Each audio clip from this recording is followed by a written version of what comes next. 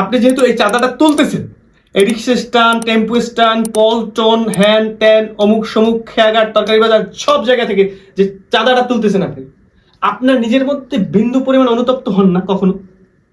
আপনার ফ্যামিলির কেউ মানে আপনাকে বলে না যে আপনার মা, বাপ, ভাই, বোন, বউ, মায়া পোলা, আপনার কেউ কখনো বলে না যে এই যে চাঁদার টাকায় যে সংসারটা চলে, এটা নিয়ে কখনোই কি তাদের কোনো আপোষ হয় না? মানে কখনোই কি তাদের কোনো কিছু বলার আসে না? তাদের এটা আরো গর্বের বিষয়। যেমন যেমন আমার মা বলে হ্যাঁ। যে আমার ছেলে ওই পল্টনের নেতা, হ্যাঁ। এক কথায়। হ্যাঁ।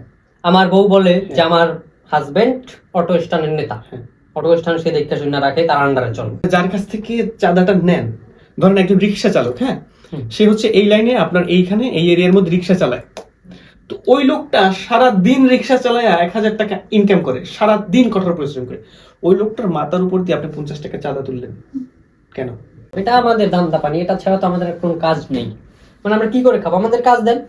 আমরা তো বলেছি যে আমরা আপনাদেরকে সম্মানের কাজ দিব, আমরা আপনাদেরকে সম্মানের কাজ দিব। আসলে যারা রিক্সা চালায় সম্মানের কাজ দিবে, কত বেতন দিতে পারবেন?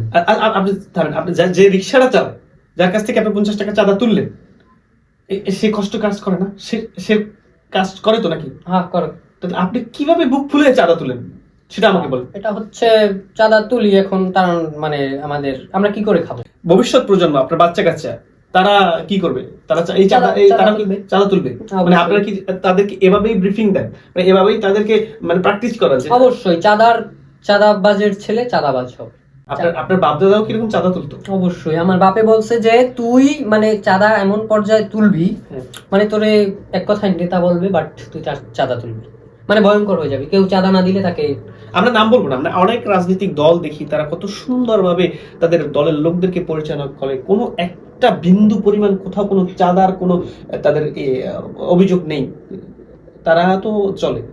দেখলাম যে একজন মন্ত্রিসভায় মানে পার্লামেন্টে বসার আগেই, তিনি চেয়ারে বসার আগেই তিনি বলে বসলো যে চাঁদা সমন্বয় করেন। এই সমন্বয় করে নেওয়াটাকে চাঁদা বলে না? মানে আপনারা কি এই রুল, এই চেইন অফ কমান্ড আপনি ফলো করে চাঁদা তোলেন নাকি? জি। তাহলে আসলেই আপনারা কোনোদিন পরিবর্তন হবেন না, মানে জনগণের কোনো শান্তি নেই। যে পিঠ আসবে ওই পিঠ বাঁচবেই। মানে বিষয়টা হচ্ছে যে দল আসবে ওই দল খাবেই, স্বাভাবিক। দেশটাকে চাঁদাবাজ মুক্ত করতে চাই, তাহলে আমাদের কি করণীয়? এখন আপনাদের নিজস্ব কোনো প্রতিষ্ঠান নাই যেখান থেকে ইনকাম সোর্স আসবে, চাঁদা তুলতে হবে না, যেখানে মানুষজন কাজ করবে, যেখানে কর্মসংস্থান হবে, সেখান থেকে টাকা আসবে, উৎপাদন হবে, সেখান থেকে টাকা আসবে, সে তার মাধ্যমে সংগঠন চলবে, এমন কোনো প্ল্যানিং আপনাদের নেই? আমাদের প্ল্যানিং হচ্ছেই আমরা মোটা অঙ্কের চাঁদা তুলবো, আমরা কিছু রেখে আমাদের লাভটা আমরা রেখে, বাদ বাকি টাকা আমরা এমপি, মন্ত্রী, মিনিস্টার, আমরা তাদের মানে ভাগ দিই। এটাই চাঁদাবাজের ধর্ম? জি, এটা আমরা নিত্যদিনের কাজ মনে করি। একটু অনুশোচনা হয়? আরে অনুশোচনা থাকলে কি আর রাজনীতিতে আসতাম, পাতি নেতা হতাম, চাঁদাবাজ হতাম? অনুশোচনা ত্যাগ করে তারপরে চাঁদাবাজ হয়েছি। যাক, আল্লাহ আপনাদেরকে হেদায়েত দান করুন। জনগণ ইচ্ছা করেই মানে চাঁদাবাজকে ভোট দেয়, তারা চাঁদাবাজের গ্রুপদেরকে ভোট দেয়, লিডারদেরকে ভোট দেয়, এর জন্যই তো চাঁদাবাজ পয়দা হয়।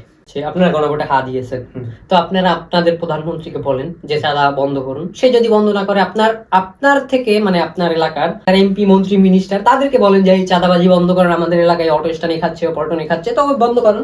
যদি বন্ধ না করায় তো আপনারা সরকার নামিয়ে দিন। আমি একটা জিনিস আমার মাথায় আসে না, যে সরকার প্রধান আছে বর্তমান সময়, যে মানে মনে করেন আমাদের দেশে, যে ধরেন সাপোজ আমি জাস্ট একটা কাকতালীয় বা একটা কাল্পনিক একটা চরিত্রে আছি আমরা এখন, তো আমাদের দেশে বর্তমান বাস্তবে যে সরকার আছে বা প্রধানমন্ত্রী আছে, ওনার তো চেষ্টা যে দেশের জন্য ভালো কিছু করবে, মানে দেশটাকে কিভাবে সামনের দিকে নিবে, এই প্রচেষ্টাই তো তিনি এগোচ্ছেন। এমনকি শুক্রবারের ছুটিটার পরে সে শনিবারের ছুটিটাও নিচ্ছেন না, শনিবারের ছুটিতেও সে সচিবালয়ে অফিস করার প্ল্যানিং করতেছে। সে তো এমনি সচিবালয়ে অফিস করার প্ল্যানিং করে নাই, সে তো করছে তার মূল্যবান সময়টা যেন কাজে লাগায়, জনগণের জন্য ভালো করে। কিন্তু তারপরেও তাদের দলের নেতা কর্মীরা কেন পল্টনে চাঁদা তুলে, কেন রিক্সা স্ট্যান্ডে, অটো স্ট্যান্ডে, টেম্পো স্ট্যান্ডে চাঁদা তুলে? আর এটা শুধুমাত্র আমার কথা না, এটা হচ্ছে মিডিয়া দেখেন এখন কিন্তু খুব সুন্দরভাবে নিউজ করতেছে, বড় বড় মিডিয়াগুলো তারাও কিন্তু নিউজ করতেছে। যে যাত্রাবাড়ির যে ঘটনাটা, আর সিলেটের একটা ঘটনা, বিভিন্ন ঘটনা বড় বড় নিউজ চ্যানেলগুলো নিউজ করতেছে। কেন এটা, মানে এটা কেন করেন আপনারা? আপনার নেতা, আপনার যে মানে সবচেয়ে উপরস্থ লোক, সরকার প্রধান, তিনি তো তার তো ঘোষণায় যে আমরা চাঁদাবাজ মুক্ত, সরকার প্রধান তো চাঁদাবাজ পছন্দ করবে না, সে তো চাঁদাবাজ প্রশ্রয় দিবে না। তাহলে আপনারা কেন এই ঝামেলা সৃষ্টি করে দলটাকে নাম খারাপ করতেছেন? সরকার প্রধান কি চাঁদাবাজের মানে পারমিশন দিবে না? হ্যাঁ, চাঁদা বন্ধ করবে? হ্যাঁ, সে তো চাইছেই বন্ধ করতে। সরকারের তো কোনো রকম কোনো প্ল্যানিং নাই। প্রধানমন্ত্রী, হ্যাঁ, প্রধানমন্ত্রী তো কোনো রকম কোনো প্ল্যানিং নেই যে সে চাঁদার টাকায় সংসার চালাতে পারবে। আপনি কি তার অন্তরের ভিতরটা দেখেছেন? দেখেছি, আমি আন্দাজ করেছি তাকে। তাও সেটা আপনার, আপনারা যে চাচ্ছেন না যে উন্নত দেশ গড়বেন, উন্নয়নশীল দেশ গড়বেন, জনগণের ভালো করবেন, আসলে এটা কেমনি করবেন আপনারা? একটা রেল লাইন যখন সামনের ইঞ্জিনটা চলে, হ্যাঁ, সামনের ইঞ্জিনটা যখন চলে তখন হচ্ছে প্রত্যেকটা বগিকে সে ওই ইঞ্জিনের মাধ্যমে কিন্তু টেনে নিয়ে যায়। একটা রেল লাইন পাঠিয়েছেন চাঁদাবাজের রাজ্যের উপর দিয়ে, ওইখান থেকে যাইতে হবে প্রত্যেকটা বগিকে। আপনি কখনোই এটা পাল্টাতে পারবেন না যদি আপনি ওই চাঁদাবাজের রাজ্য থেকে রেলের যে মানে লাইনটা নিছেন ওইটা যদি না সরান, ওইটা যদি ওখানে রেখে দেন, তাহলে হচ্ছে প্রত্যেকটা বগি ওই রেল লাইনের উপর দিয়ে যাবে, যেটা হচ্ছে চাঁদাবাজের রাজত্ব দেওয়া যায়। তো আপনাকে এই চাঁদাবাজ মুক্ত, দুর্নীতি মুক্ত, একেবারে সন্ত্রাস মুক্ত দেশ গড়ার লক্ষ্যে কাজ করতে হলে আপনাকে অবশ্যই রেল লাইন ঠিক করতে হবে। লাইন যদি আপনি ঠিক করতে না পারেন, কখনোই কোনোভাবেই আপনি এই সমাজ, এই মন্ত্রণালয়, এই দেশ, এই জনগণ কাউকে ঠিক করতে পারেন। ধন্যবাদ সবাইকে, ভালো থাকবেন, সুস্থ থাকবেন এবং চাঁদাবাজ মুক্ত দেশ গড়তে অঙ্গীকারবদ্ধ থাকবেন। ধন্যবাদ।